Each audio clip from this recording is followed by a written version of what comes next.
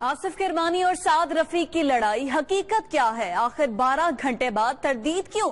ख्वाजा साहब ने इल्जाम क्या लगाया? क्या नवाज शरीफ लड़ाई देखते रहे? इसी सारे मामले पर बात करते हैं। एडिटर फोरम राना अजीम हमारे साथ मौजूद हैं। राना अजीम, बताएगा इजलास में क्या हुआ था और लड़ाई हुई भी थी या नहीं हुई थी? वजह क्या बनी?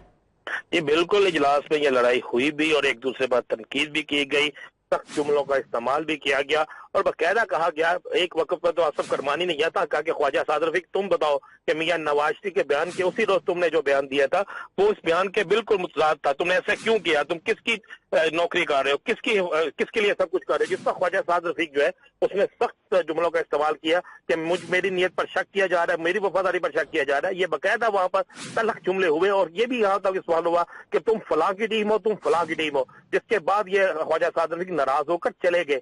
सारा दिन तमाम टीवी चैनल्स पर ये सब कुछ चलता रहा, हर शख्स की जुबान पर ये बात थी कि झगड़ा हुआ। अब शाम को आकर उस वक्त तस्दीक की गई या उस वक्त जाती बयान दिया गया जब दोनों वहां पे ग्रुप जो थे उनके बड़ों ने, शहबाज शरीफ और नवाज शरीफ ने जब दोनों से कहा कि फौरी तौर पर इस बात को जो बाहर निकल चुकी है इसको रोको और अपने अपने बयान जारी करो। फिर ये बयान जारी की। अंदर की लड़ाई 100% हुई है और 101% इस बात को कन्फर्म किया गया है। जी ठीक, अंदर की लड़ाई हुई है। बहुत शुक्रिया राना अजीम, आप हमें अपडेट करें।